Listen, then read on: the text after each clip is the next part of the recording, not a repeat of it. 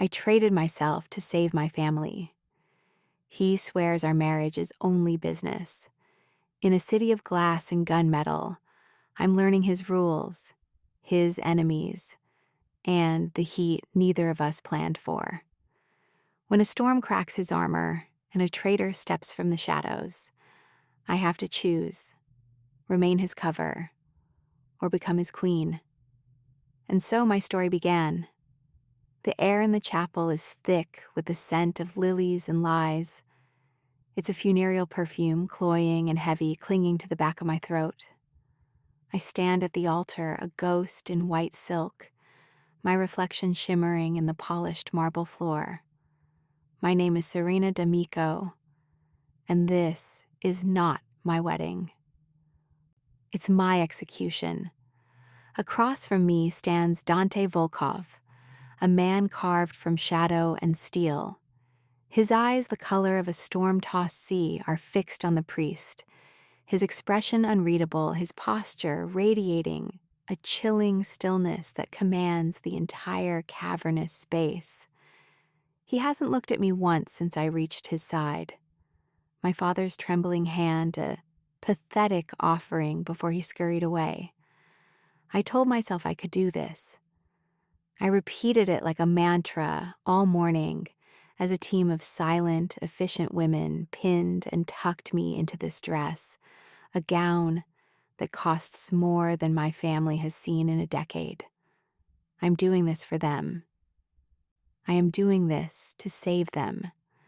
The words are a flimsy shield against the cold reality of the man beside me. He is the head of the Volkov Bratvi, a king in this city of broken glass and ambition. My father, in a fit of pride and desperation, borrowed from him, an unpayable sum. And when the time came to collect, Dante Volkov didn't want money. He wanted a wife, a respectable Italian wife from an old family, a pretty piece of arm candy to soften his brutal image, a cover. The priest drones on, his Latin a meaningless hum against the frantic pounding in my ears. I feel Dante's presence like a drop in temperature. He is a predator, and I have just been willingly placed in his den. The weight of his power is a physical thing, pressing down on my shoulders, stealing the air from my lungs. My entire life has shrunk to this single suffocating moment. The hopes I once had, a small art gallery, a quiet life, a love that was gentle and warm, have all turned to ash. In their place is this cold, transactional void. Do you, Serena D'Amico, take this man? My voice is a stranger's when I say, I do. The words taste like poison. He finally turns his head, his gaze sweeping over me, clinical and assessing. It's not the look of a groom. It's the look of a man appraising a recent acquisition. His hand, when it slides onto mine to place the ring, is cold, the skin calloused. The ring itself is a monstrous diamond, a glittering manacle that feels heavier than lead. It slides onto my finger, a perfect, damning fit. When he says his own vows, his voice is a low rumble devoid of any emotion. It's a contract being signed, a deal being sealed. The ink is my future, the price is my soul. And then the priest, with a beatific smile that doesn't reach his eyes, declares us husband and wife. The scattered applause from the pews, filled with his men and a few of my terrified relatives, is thin and brittle. Dante doesn't kiss me. He simply takes my arm, his grip firm, proprietary, and leads me back down the aisle, away from the life I knew and into the gilded cage he has built for me. The reception is a blur of champagne, false smiles, and the low murmur of men who speak in threats and promises. I am a doll on display, propped up beside my new husband. He moves with a lethal grace, his hand resting possessively on the small of my back, a constant, chilling reminder of who I belong to now. Men with hard eyes and expensive suits approach him, congratulating him, their gazes sliding over me with a mixture of pity and appraisal. I am no longer Serena D'Amico. I am the Volkov bride, a symbol, a shield. Hours later, we are finally alone in the elevator of his skyscraper, a silent glass box ascending into the clouds. The city sprawls below us, a river of diamonds, impossibly beautiful and entirely out of reach. The silence between us is a living thing, thick with unspoken rules and the raw, humming tension of our new reality. My heart hammers against my ribs, a frantic bird beating its wings against a cage. This is it. The wedding night, the consummation of our business deal. He leads me into a penthouse that is less a home and more a monument to power. Floor-to-ceiling windows wrap around a vast, minimalist space of chrome, black leather, and cold white marble. It's sterile, impersonal, and breathtaking. It feels like no one actually lives here. It feels like him. He shrugs off his suit jacket, tossing it onto a chair with casual indifference. The movement reveals the holster snug against his ribs, the dark metal of a gun, a stark contrast to his pristine white shirt. I stand awkwardly in the center of the room. My wedding dress a ridiculous meringue of white in this stark, masculine space. My hands are clasped so tightly. My knuckles are white. I wait. For what? I don't know. A command, an instruction? He walks to the immense window, his back to me, staring down at the city he owns. For a long moment, the only sound is the faint hum of the building's ventilation. Then he speaks. His voice is flat, devoid of the false cordiality he wore at the reception. It's the voice of a man used to giving orders and having them obeyed without question.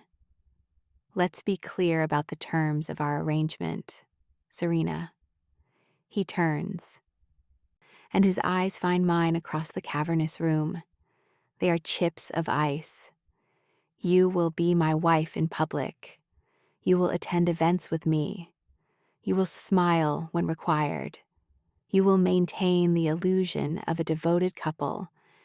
In private, you will have this wing of the penthouse. I will have mine. We will not share a bed. We will not share a life beyond what is necessary for appearances. He pauses, letting the words sink in, each one a perfectly aimed dart. You are here for one reason. You are my cover, a respectable facade to distract my enemies and legitimize my business dealings. This marriage is only business. Nothing more. A strange, cold calm settles over me. The fear recedes, replaced by a brittle shell of defiance. He expects me to cry, to plead, to break. I will do none of those things. I lift my chin, meeting his gaze without flinching. I understand, I say, my voice steady, betraying none of the terror churning in my gut. He looks me dead in the eyes, his voice cold, calculated, and utterly detached. You're just my cover. This marriage is only business. I told myself I didn't care, that I could live in the shadows of his empire, a convenient wife in name only. I thought I'd be nothing more than a shield, a pawn in his dangerous game. I hold his gaze, letting the silence stretch. Let him see that I'm not some wilting flower. I am my father's daughter, and though he may be broken, I am not. Not yet. The terms are acceptable, I finally say. A flicker of something, surprise, annoyance, crosses his face before it's gone, replaced by that unnerving blankness. He seems almost disappointed by my compliance. Good, he says, his tone clipped. Your things have been placed in your room. It's at the end of the East Hall. Do not enter the West Wing. It is my private space. With that, he turns his back on me again, a clear dismissal. The conversation is over. Our wedding night is over. I am left standing alone in the middle of his cold, empty empire, the weight of the diamond on my finger a constant, crushing reminder of the price of my family's safety. I turn and walk toward the East Hall, my silk dress whispering against the marble floor, each step taking me deeper into my new life as a ghost. The days that follow bleed into one another, a monochrome existence within the glass walls of the penthouse. I explore my gilded cage. The East Wing is luxurious, a suite of rooms that could encompass my entire old apartment. There's a bedroom with a bed so large it feels like a lonely island, a bathroom of obscene marble and gold fixtures, and a walk-in closet filled with clothes I didn't choose, all in my size, all bearing designer labels. They are the costume for the role I am to play, Mrs. Dante Volkov. I see my husband infrequently. He is a phantom in his own home. I hear the elevator doors sigh open late at night, and the soft, heavy tread of his footsteps heading toward the forbidden West Wing. In the mornings, a place is set for me at the enormous dining table, but he is always gone, leaving behind only the lingering scent of his sharp, clean cologne and a half-empty cup of black coffee. We are two ships passing in a vast, silent ocean. A housekeeper named Elena, a stern woman with kind eyes, attends to my needs without a word, her presence a constant silent chaperonage. I am fed, I am clothed, I am kept, but I am not free. I try to read, but the words blur. I try to sketch in a notebook I found, but my hands feel clumsy, my inspiration choked by the sterile opulence around me. The city glitters outside my window, a vibrant, living world I can see but cannot touch. I'm a princess in a tower. Only my prince is the dragon guarding the door. About a week into our non-marriage, he summons me. The request comes via Elena. Mr. Volkov requires your presence for dinner. 7 o'clock, a car will be waiting. It's the first time we will be seen in public since the wedding. I spend hours getting ready, choosing a sapphire blue dress from the curated collection in my closet. It's elegant, demure, yet the way it clings to my body feels like armor. I do my own makeup, my own hair. It's a small act of control in a life where I have none. When I emerge, he is waiting by the elevator, dressed in a perfectly tailored black suit that makes him look even more dangerous, more imposing. His eyes rake over me, that same clinical assessment from our wedding day. He gives a curt nod. Acceptable. My name is an unspoken thing between us. He has not said it since the altar. The car is a black armored beast that glides silently through the city streets. We sit on opposite sides of the plush leather interior, the space between us a yawning chasm. We are attending a charity gala, he says, his gaze fixed on the blur of lights outside the tinted window. The host, Marcus Thorne, is a business associate. There will be photographers. You will smile. You will take my arm. You will look at me as if you adore me. And what will you be looking at? The question slips out, sharper than I intended. He turns his head slowly, his eyes locking onto mine in the dim light of the car. The intensity of his stare is a physical blow. I will be looking at my enemies. The gala is a glittering nightmare, a sea of wealth and power, of fake smiles and whispered secrets. As we step out of the car, the night erupts in a blinding storm of camera flashes. Dante's hand finds the small of my back, his touch firm, possessive. He leans in close, his breath warm against my ear. "Showtime," he murmurs. I slide my hand into the crook of his arm, tilt my head up, and produce a smile that feels like it might crack my face. It's the performance of a lifetime. He guides me through the crowd, a king moving through his court. He is greeted with a mixture of fear and reverence. I am the beautiful, mysterious object on his arm, the humanizing accessory to the monster. I play my part. I laugh at jokes I don't find funny. I make small talk with women whose diamonds are as cold as their eyes. And all the while, I feel Dante's tension, a low hum of energy vibrating through him. He is a panther on the prowl, his senses on high alert. We are standing near the bar when a man approaches us. He's handsome in a slick, predatory way, with a smile that doesn't reach his eyes. I recognize him from the papers. Rico Falcone, head of a rival family. "Volkov," Falcone says, his voice a smooth purr. "I didn't expect to see you playing the happy husband."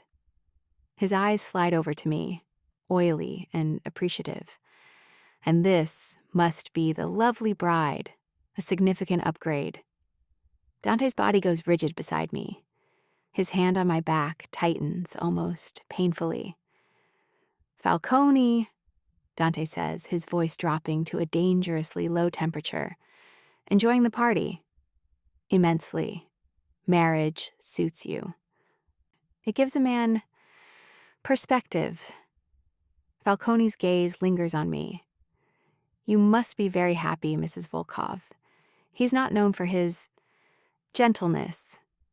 Before I can react, Dante steps slightly in front of me, a subtle, shielding movement. "My wife's happiness is my concern, not yours." The air crackles with unspoken violence. The noise of the party seems to fade away, the world narrowing to these two men circling each other like wolves. Falcone just smiles, a flash of white teeth. "Of course, my apologies. Enjoy your evening." He gives me one last lingering look before melting back into the crowd. Dante doesn't speak. He simply steers me away, his grip like iron, leading me toward a secluded balcony overlooking the gardens. The moment the glass doors slide shut behind us, the facade drops. His face is a mask of controlled fury. "Stay away from him," he orders, his voice a low growl. "I didn't go anywhere near him," I retort, stung by the accusation. I pull my arm from his grasp. He came to us. Men like Falcone see weakness, they see a target. He turns to face me, his eyes blazing in the moonlight. "And right now, you are my weakness." The words hang in the air between us, raw and unexpected. He didn't mean it as a compliment. He meant it as a fact, a liability. But hearing it, seeing the fierce, protective anger in his eyes, an anger directed not at me, but at the threat to me, stirs something inside me. For the first time, I see a crack in his armor. This isn't just about his cover. This is about protecting what is his. And I, whether I like it or not, am his. He seems to realize what he said, and the mask slams back into place. He turns away, gripping the stone balustrade, his knuckles white. "We're leaving," he says, his back to me. The warmth of the moment is gone, replaced by the familiar chill. The business arrangement is back in effect, but I can't forget what I saw in his eyes. A flicker of something primal and protective, and somewhere, in the terrified, lonely corners of my heart, a strange and dangerous seed of hope begins to take root.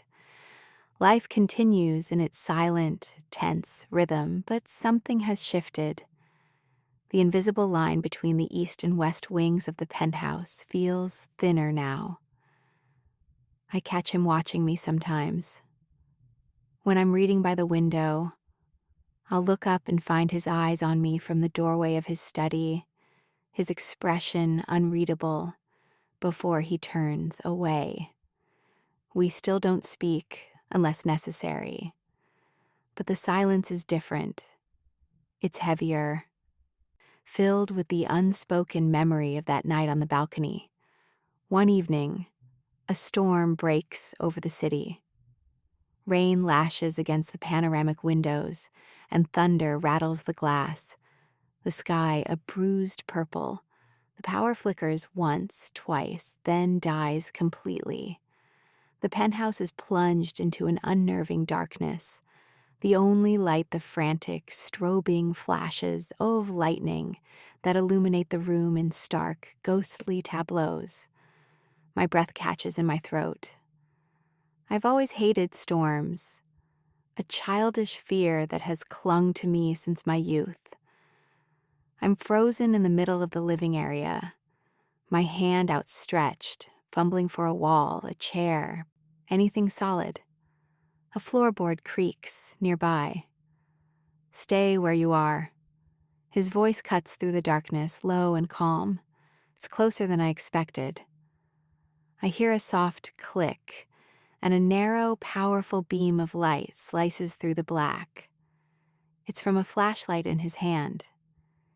He plays the beam around the room, checking the corners, before letting it rest on the floor in front of him. He's standing only a few feet away. In the reflected glow, I can see the sharp lines of his face, his expression taut, with something other than annoyance. "The building's emergency generator should have kicked in," he says, his tone clipped and professional. "There must be a fault." "What do we do?" I ask, my voice a little shaky. "We wait." He moves toward the kitchen area, the beam of light dancing ahead of him. "I have candles in here somewhere." I follow him, drawn to the small circle of light like a moth. He opens a drawer and pulls out several thick white candles and a lighter. He sets them on the massive kitchen island and lights them one by one. The flickering flames push back the oppressive darkness, casting long, dancing shadows on the walls. The warm, soft light transforms the cold, modern space into something intimate, almost cozy. He turns to me, his face illuminated by the candlelight. The hard edges seem softer, the shadows in his eyes deeper. "Are you all right?" he asks. The question is so unexpected, so uncharacteristically considerate, that I can only nod. "I don't like storms," I admit, the words quiet. He doesn't mock me. He just watches me for a long moment, his gaze intense. Neither did my mother. The personal revelation is a shock. He has never spoken of his family, of his past. He is a man without a history, a man who seemed to have sprung fully formed from the city's concrete and ambition. "She used to say the thunder was just God rearranging the furniture," he continues, his voice low, a distant, melancholic note in it that I've never heard before. He's not looking at me anymore, but at the flame of a candle, lost in a memory. "What happened to her?" I ask, my voice barely a whisper, afraid to break the spell. He is silent for so long, I think he won't answer. The only sound is the rain drumming against the glass and the distant growl of thunder. "She was killed," he says finally, his voice flat, stripped of all emotion. "Caught in the crossfire. A message meant for my father." He finally looks at me, and his eyes are dark, bottomless pits of old pain. "I was 10. I was with her. The air leaves my lungs. The monster suddenly has a story. A wound, a reason for the fortress he's built around himself. The man who deals in violence was born from it. The emotionally guarded shell was forged in the fire of an unimaginable loss. Dante, I whisper his name for the first time, and it feels both foreign and strangely intimate on my tongue. I'm so sorry. He gives a short, sharp shake of his head, as if to dismiss the sentiment, to push the memory away. It was a long time ago. Weakness gets you killed in this world, Serena. Emotion is a liability I don't trade in. He said my name. He said my name. And the sound of it in his voice, in this strange, candlelit intimacy, resonates deep within my bones. A particularly loud clap of thunder shakes the building, and I flinch, an involuntary gasp escaping my lips. Before I can even process it, he has moved. He closes the distance between us in a single, silent step. His hand comes up, not to grab or command, but to gently cut my cheek. His thumb brushes against my skin, a shockingly tender gesture. His touch is warm, grounding me in the heart of the storm. "You're safe here," he says, his voice a low murmur. His eyes search mine, and for the first time, I see something beyond the cold calculation and the simmering violence. I see a flicker of vulnerability, a shared humanity in the face of the storm. The space between us hums with a new kind of energy, a tension that has nothing to do with fear and everything to do with a sudden terrifying awareness of him as a man. The scent of him, rain, ozone, and that clean, masculine cologne, fills my senses. My heart is hammering again, but this time, it's not from fear of the storm outside, but of the one brewing right here between us. He leans in, his gaze dropping to my lips. The world narrows to the space of a breath. This is it, the turning point. The moment where the rules of our arrangement could shatter into a million pieces. And the most terrifying part is, I want them to. I want him to kiss me. I want to know if there is warmth beneath the ice, but just as his lips are about to touch mine, the lights flicker back on. The penthouse is flooded with harsh, artificial light, and the spell is broken. The intimacy of the darkness vanishes, leaving us exposed and blinking in the sudden brightness. He drops his hand as if he's been burned, taking a half step back. The mask slams down. The distance returns. The moment is gone. The generators are back online, he says, his voice once again clipped and impersonal. He turns away from me and extinguishes the candles one by one, plunging the room back into its usual cold, modern state. You should get some rest. He doesn't look at me again as he walks away, his footsteps echoing in the sudden silence, disappearing into the forbidden West Wing. I am left standing by the kitchen island, my cheek still tingling from his touch, my world completely, irrevocably altered.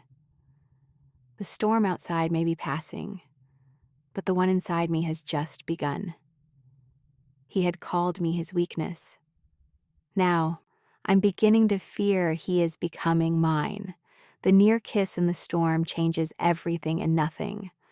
On the surface, our sterile routine resumes. Silent breakfasts, separate wings, the carefully maintained distance of two strangers sharing a zip code.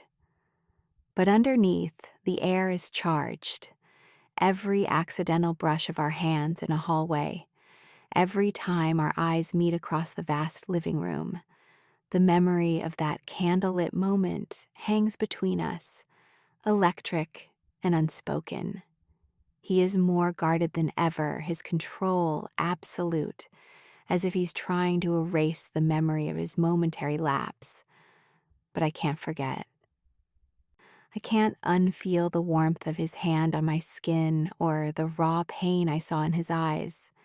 He begins to include me in his world in small, almost imperceptible ways. One afternoon, I find a rare art history book on the coffee table, a volume on the Florentine masters. I'd mentioned loving once in passing to Elena. There's no note, no acknowledgement, it's just there. Another day, he walks into the living room while I'm sketching the city skyline. Instead of ignoring me, he stops, his gaze falling on my drawing pad.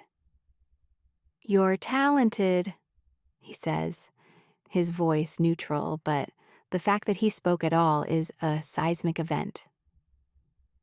"It's just a hobby," I murmur, my cheeks flushing. He watches my charcoal-smudged fingers for a moment longer. "My mother used to paint." He says it quietly, then turns and leaves before I can respond, leaving me stunned by the second mention of the woman whose ghost haunts him. He is feeding me pieces of himself, small crumbs of his past, and I find myself ravenous for more. The next public appearance is a high-stakes poker game masquerading as a business dinner. It's held in the back room of an absurdly expensive restaurant, a place thick with cigar smoke and the scent of whiskey and ambition. This time, the atmosphere isn't just tense, it's predatory. The men at the table are not just business rivals. They are sharks, and the blood is in the water. Rico Falcone is there, his eyes glinting with malice when he sees me. I am seated slightly behind Dante, a silent, decorative observer. The game is for millions, but it's clear the money is secondary. This is about power, about dominance. Dante is a master, his face an unreadable mask, his movements precise and economical. He plays with a chilling calm that unnerves his opponents. The night wears on, the pile of chips in front of Dante growing into a formidable mountain. The tension escalates with every hand. Falcone is losing, and he's not a man who takes it well. His smugness has curdled into a tight, ugly anger. During a break in the game, Dante leans back, his shoulder brushing mine. "Get me a drink," he murmurs, his eyes never leaving Falcone. "Whiskey? Neat." It's an order, but it feels like more. It feels like a test. I stand and navigate the tight space, acutely aware of the eyes following me. As I wait at the private bar, a hand closes on my arm. It's Falcone. "The dutiful wife," he sneers, his breath hot and smelling of liquor. "Tell me, does he ever let you off your leash?" "Let go of me," I say, my voice low and steady, refusing to show the fear that's making my pulse race. "Or what?" he challenges, his grip tightening. "Your husband is a cold man, Serena. He buys what he wants, he owns you, but he'll never care about you." "That's where you're wrong." Dante's voice is a whip crack in the smoky air. He is suddenly there, appearing out of nowhere like a wraith. He doesn't raise his voice, he doesn't have to. The sheer menace radiating from him is enough to make the air go cold. Falcone's hand drops from my arm as if it's been scorched. He tries to recover with a smirk, but it doesn't quite hold. "Just having a friendly chat with your wife, Volkov. No need to get possessive." Dante ignores him completely.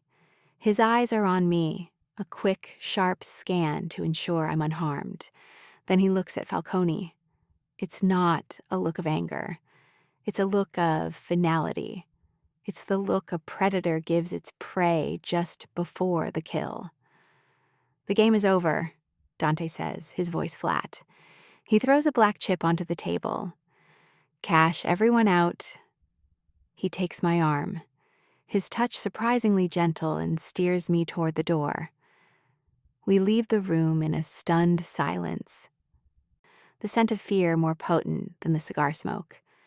In the car, the silence is a thick, suffocating blanket. He stares out the window, his jaw tight, his hands clenched into fists on his knees. I don't know what to say. Thank you. Are you okay? The words feel inadequate. When we get back to the penthouse, he doesn't go to his wing. He follows me into the main living area. He walks to the bar set up against the far wall and pours 2 glasses of whiskey, his movements sharp and angry. He hands one to me. He didn't hurt you? He asks, his back to me. No, I'm fine. My hand is trembling slightly as I take the glass. He downs his drink in one swallow and slams the glass down on the counter. The sound echoes in the silent room. He turns to face me, and his control finally shatters. His eyes are blazing with a raw, violent fury that takes my breath away. If he ever touches you again, he says, his voice a low, vicious snarl, I will kill him. I will burn his entire world to the ground until there is nothing left but ash. He stalks toward me, closing the space between us until I'm backed against the cold glass of the window. The city lights twinkle behind me, a galaxy of distant stars. He plants his hands on the glass on either side of my head, trapping me. He's so close I can feel the heat coming off his body, see the frantic pulse beating in his throat. Do you understand me? He growls, his face inches from mine. You are mine, mine to protect, mine. The possessiveness in his voice should be terrifying. And it is. But it's also a balm to the lonely, frightened part of me that has felt like a commodity, a piece of a business transaction. He's not talking about his cover. He's not talking about appearances. This is raw, primal, and devastatingly real. My fear gives way to a reckless surge of emotion. Why? I breathe, my voice shaking. Why do you care? Like I'm just part of the deal, your cover. I throw his own words back at him, needing to hear him deny them. His eyes search mine, the fury warring with something else, something deeper and more confusing. I don't know, he admits, the words torn from him, rough and raw. I just know that the thought of anyone else's hands on you makes me want to tear the world apart. And then he kisses me. It's not gentle, it's not tender.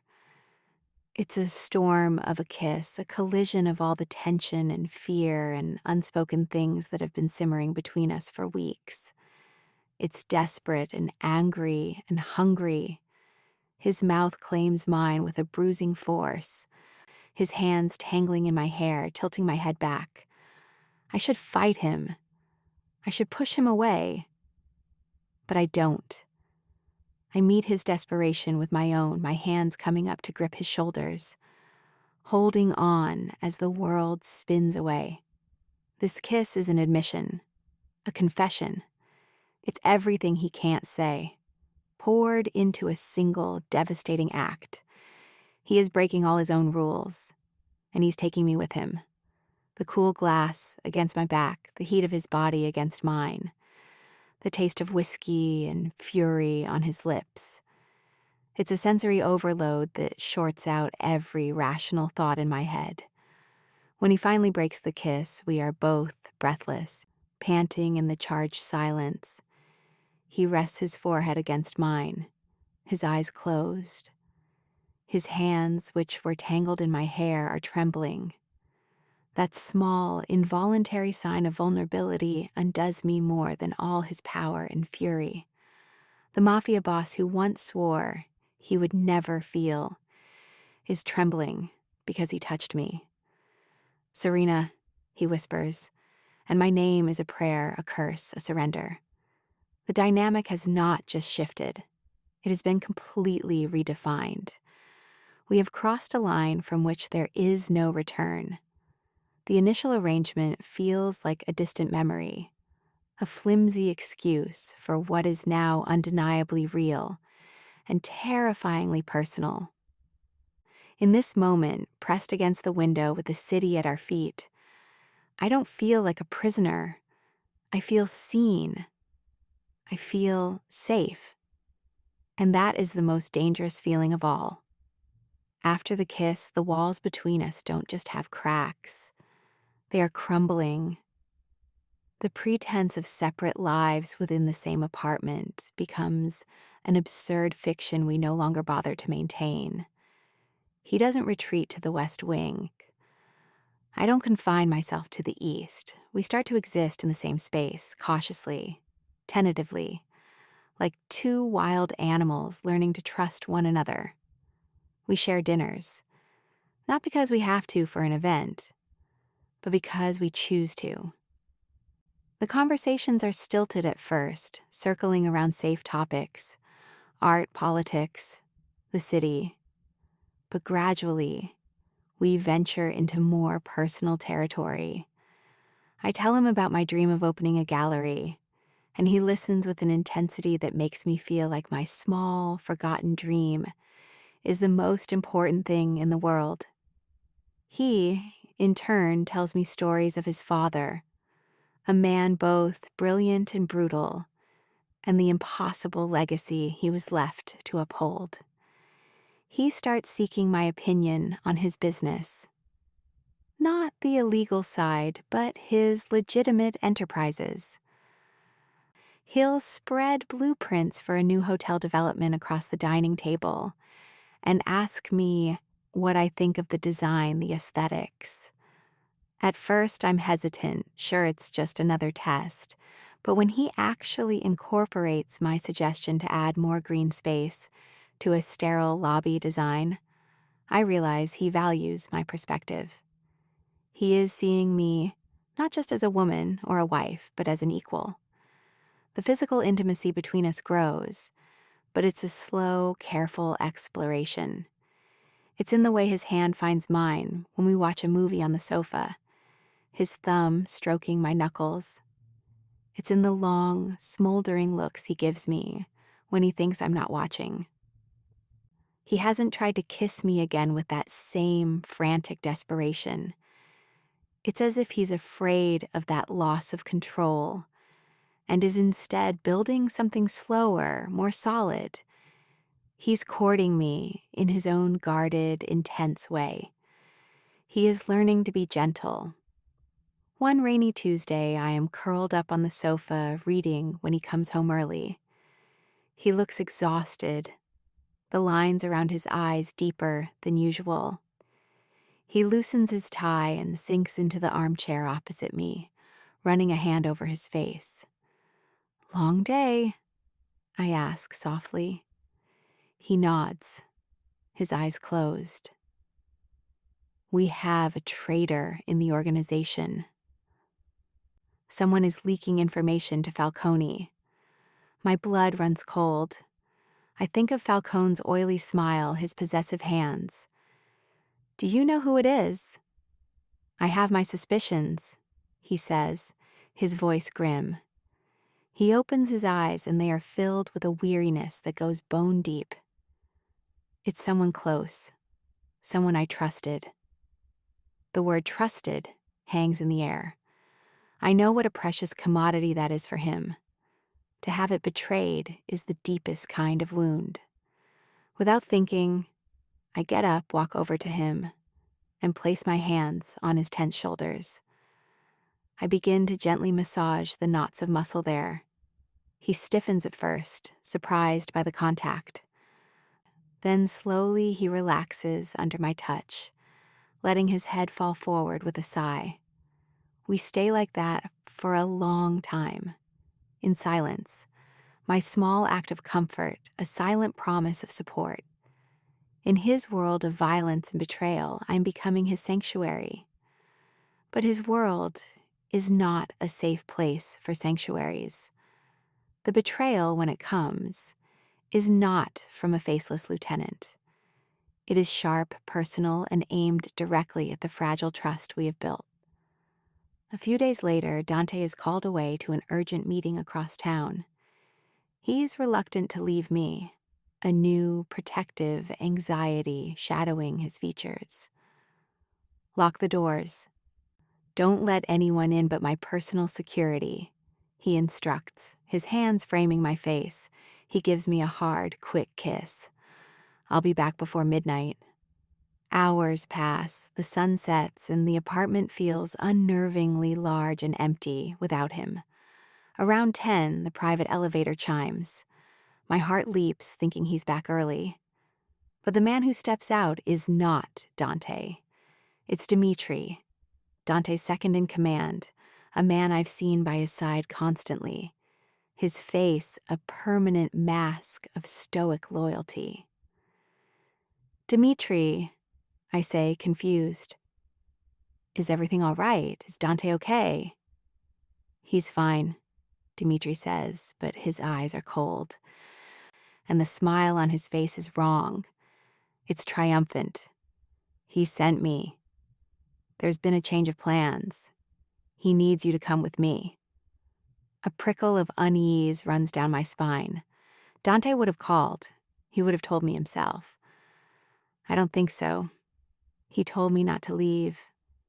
Dimitri's smile widens, and it's a chilling sight. Oh, but this is different. This concerns your family. He holds up a tablet, and my blood turns to ice. It's a live feed of my parents' house. 2 of Falcone's men are standing in their living room, my mother and father looking small and terrified on the sofa between them. Falcone is growing impatient, Dimitri says smoothly. He wants leverage, you cooperate, and they live. It's very simple. The traitor. It was him. The man Dante trusted most. What do you want? I whisper, my voice trembling. I want what I'm owed. Dante stole the throne from me. It should have been mine. And now I'm taking it back, along with everything he holds dear. His eyes rake over me, and the implication is sickeningly clear. He gestures toward the elevator. Now, are you going to come quietly? My mind races. I have no weapon, no way to fight him. But I am not the same woman I was on my wedding day. I'm not just a pawn anymore. I'm Dante's wife, and I will not be used as a weapon against him. Just let me get my coat, I say, trying to keep my voice even. I turn and walk toward my room, my heart hammering against my ribs. I need to warn Dante. I need a weapon. My eyes scan the room frantically and land on the heavy crystal base of a lamp on my nightstand. It's not much, but it will have to do. As I reach for it, my gaze falls on a leather-bound folio on Dante's side of the bed. He must have left it there this morning. Curiosity, or perhaps some deeper instinct, makes me flip it open. Inside is a single document. It's a prenuptial agreement, our prenuptial agreement. I scan the dense legal text, my eyes searching for, I don't know what. And then I see it. A clause hidden deep in the financial section. In the event of Dante's death or incapacitation, full control of all D'Amico family assets and holdings, assets my father had put up as collateral for his original loan, would transfer not to me, but to a Volkov holding corporation. The very same corporation Dimitri now effectively controlled as his second. The air rushes out of me in a painful gasp. It wasn't just about a cover. It was about assets, my family's legacy. If something happened to Dante, Dimitri wouldn't just get his empire, he would get my family's business too. It was all part of the deal. A deal Dante made. The memory of his words echoes in my mind. This marriage is only business. The shared moments, the vulnerability, the kiss. Was it all a lie? a calculated manipulation to keep me docile while he secured his control over my family's future. The blood in my veins turns to ice. The betrayal is a physical blow, stealing my breath, shattering the fragile trust I had placed in him. Falcone wasn't the only one who saw me as property. My husband did too. Serena. Time is wasting. Dimitri's voice calls from the other room, impatient. I look from the document in my hands to the door. The lamp feels heavy, useless. My body feels heavy. Every hope I had nurtured turns to ash in my mouth. I have two choices. Go with the traitor who wants to use me to destroy Dante, or stay and confront the man who has apparently been playing me from the very beginning. Both feel like a death sentence. My hand closes around the cold, heavy crystal of the lamp base. The pain in my chest is a white-hot fire. I don't know who the real monster is anymore, but I know one thing. I will not be a victim in their games. I will not be leverage. I will be the one who burns it all to the ground.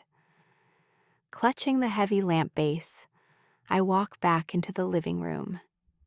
My face is a calm, cold mask hiding the hurricane of betrayal and fury inside me.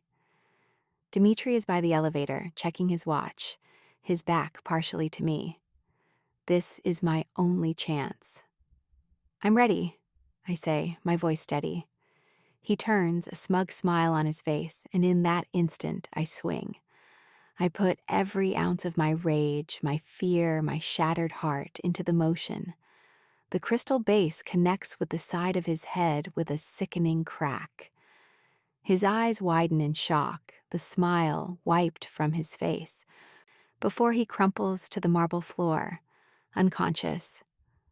For a moment, I just stand there, panting, the adrenaline singing in my veins. The lamp base falls from my numb fingers, clattering loudly in the silence. I look down at Dimitri's still form, at the dark pool of blood beginning to seep onto the white floor. I just attacked Dante Volkov's second in command. There's no going back from this. My first instinct is to run, to pack a bag and disappear. But where would I go? Falcone's men are at my parents' house. And what about Dante? The thought of him, the sting of his betrayal, is a fresh wound. But beneath the pain, something else stirs. The man who confessed his mother's murder. The man whose hands trembled when he touched me. The man who swore he would kill anyone who hurt me. Was the contract his idea or his father's legacy? Was it a cold business tactic or a standard clause he never thought would matter because he never intended to die? My mind is a war zone of doubt and suspicion. I don't know what to believe, but I know I can't let Dimitri and Falcone win. I can't let them use my family to destroy Dante no matter what he's done.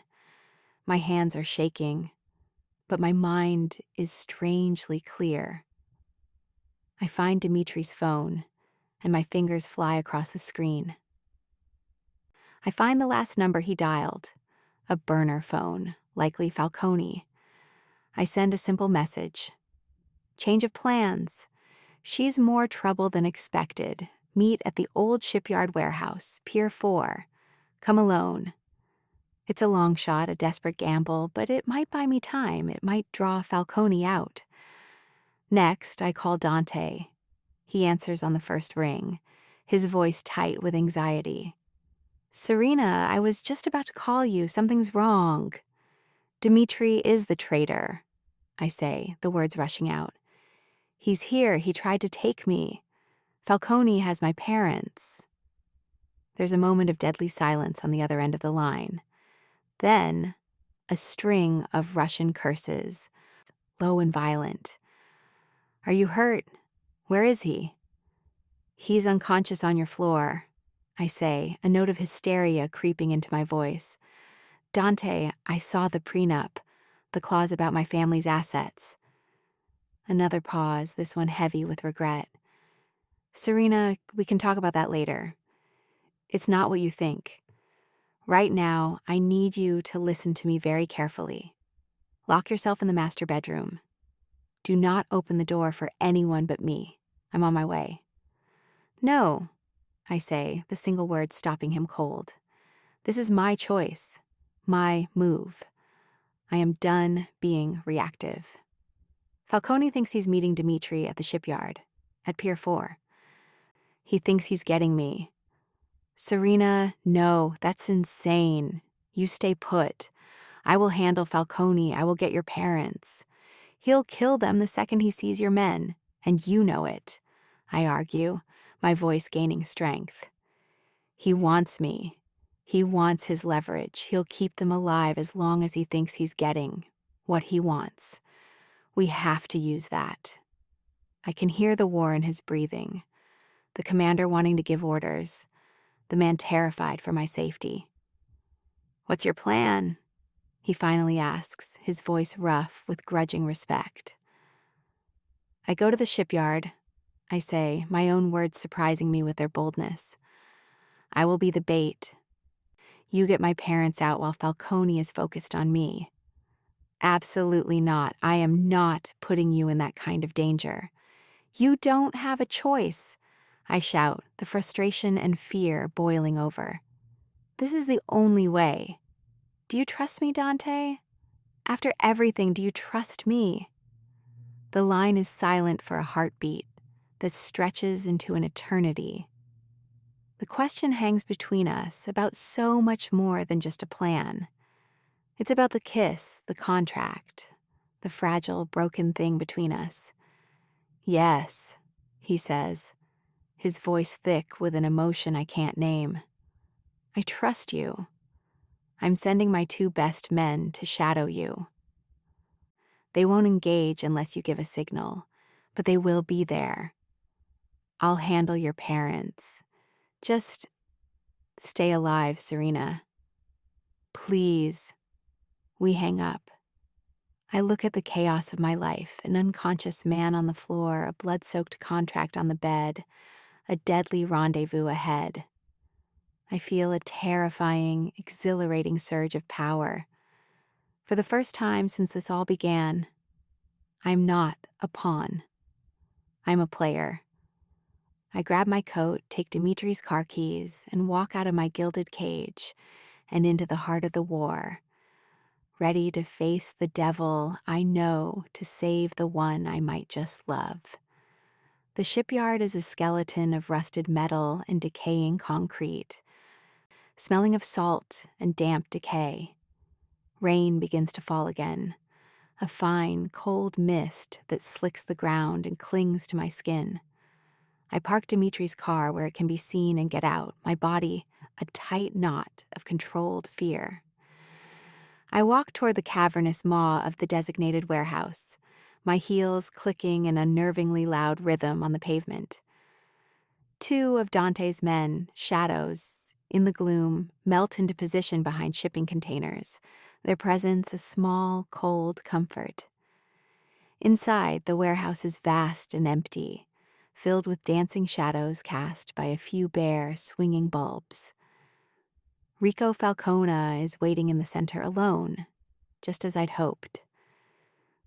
His slicked back hair is damp with mist, and his handsome face is twisted into a triumphant sneer. Well, well, he says, his voice echoing in the huge space. Dimitri wasn't exaggerating. You are full of surprises. Where is he? He was delayed. I lie, forcing a calm I do not feel. I stop a safe distance from him. Where are my parents? They're safe for now. He takes a step closer. You see, I always get what I want. And after tonight, I will have everything that belongs to Volkov. His territory, his reputation, and his wife. He smiles. Dimitri will make a fine lapdog. But you will be my queen. Bile rises in my throat. I would rather die. That can also be arranged, he says smoothly. He pulls out his phone. But first, let's make a call. I want your husband to hear this. My heart plummets. This wasn't part of the plan. Before he can dial, the warehouse doors groan open at the far end of the building. Headlights cut through the gloom, pinning us in their glare. A car screeches to a halt, and Dante steps out. He is alone. His face is a thundercloud of pure, murderous rage. His eyes are fixed on Falcone, but I can feel the force of his terror for me across the distance. Let her go. Falcone, Dante says, his voice deceptively calm, a low rumble that promises violence. Falcone laughs, a high, ugly sound. You came alone? How foolishly romantic. You really have gone soft, Volkov. He grabs my arm, pulling me against him, his other hand pressing the cold, hard muzzle of a gun to my temple. My body goes rigid. You see, I have the leverage, I have your weakness. She is not my weakness, Dante says, taking a slow step forward, his hands held out at his sides, showing he's unarmed. She is my strength. His eyes meet mine over Falcone's shoulder, and in them I see it all. The regret for the contract. The terror of losing me. The fierce, unwavering certainty of his love. In that moment, all my doubts, all my pain over his betrayal evaporate. The contract was a mistake, a relic of the man he used to be. Not the man who stands before me now, willing to walk into a trap for me. I have men all around this building, Falcone snarls, his confidence wavering at Dante's unnerving calm. You're not walking out of here. Neither are you, Dante replies. And then everything happens at once. A shot rings out, not from Falcone, but from the shadows above. One of the swinging light bulbs explodes, plunging half the warehouse into darkness. It's the signal. Dante's men. In the confusion, I act. I slam my elbow back into Falcone's ribs with all my might. He grunts in pain, his grip loosening for a fraction of a second. It's all I need. I wrench myself free, dropping to the ground as the air fills with the deafening roar of gunfire. Dante is moving, a blur of deadly grace in the strobing chaos of muzzle flashes. He tackles Falcone, and they go down in a tangle of limbs. I scramble behind a stack of old crates, my heart trying to beat its way out of my chest. The fight is brutal, primal. It ends with Dante on top, his hands around Falcone's throat.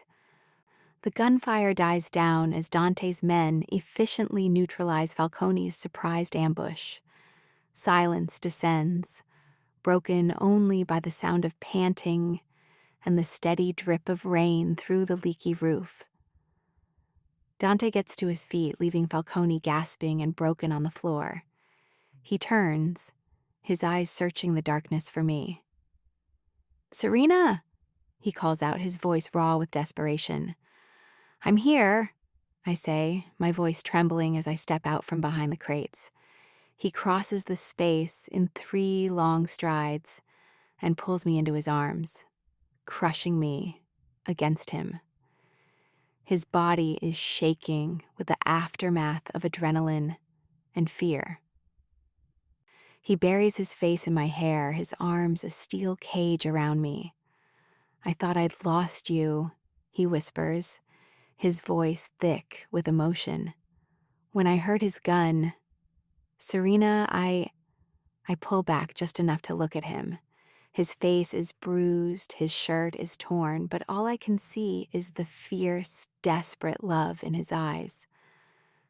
The contract, I say, the word a ghost between us. It was my father's standard template, he says, his hands framing my face, his thumbs stroking my cheeks. A contingency for a man who trusted no one. I should have read it more closely. I should have burned it. It meant nothing, Serena. Nothing compared to you. Forgive me. And just like that, I do. There's nothing to forgive. He leans down and kisses me, and this time there is no anger, no desperation. It's a kiss of pure, unadulterated relief. It is a promise, a vow more real and binding than the ones we spoke in the church. It is the beginning of everything. We walk out of the warehouse, leaving the wreckage of our old lives behind. My parents are safe, already being driven to a secure location by his men. The threats have been neutralized. The traitor and the rival, both dealt with in one fell swoop. We are left standing in the rain, the city lights shimmering in the distance. The business arrangement is over. The contract is void. The external dangers are gone. I am, for all intents and purposes, free. I can walk away. Dante seems to realize this at the same moment. He releases my hand, a flicker of fear in his eyes, the first I've ever seen. He is giving me the choice. You don't have to stay, he says quietly, his voice raw. The debt is paid. You can go. I'll make sure you and your family are safe wherever you decide to be. I look at this dangerous, broken, beautiful man, the man who walked into hell for me. I think of the cold, empty life I had before and the gilded cage I first entered. But it's not a cage anymore. Somewhere along the way, between the lies and the blood, it became a home, because he was in it. I step forward, closing the small space he put between us. I slide my arms around his waist and rest my head against his chest, feeling the steady, strong beat of his heart. This marriage started as business, I say, my voice muffled against his shirt. I tilt my head back to look him in the eyes. I've decided I'm ready for it to be personal.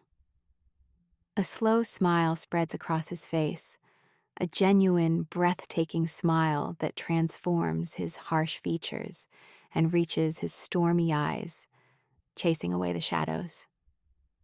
He lowers his head and kisses me again, a deep, possessive kiss that seals our new pact. It's not a contract of necessity anymore, but a covenant of choice. I'm no longer just his cover. I am his partner, his strength, his wife, and he is mine. My hands still smell like rain and the gunpowder in that warehouse. But when he pulled me close, I realized the thing that saved me wasn't a plan or a punch. It was choosing, finally, to stay. We walked out of the wreckage together. The debts were paid, the betrayals answered. And something that began as a business arrangement became impossibly real.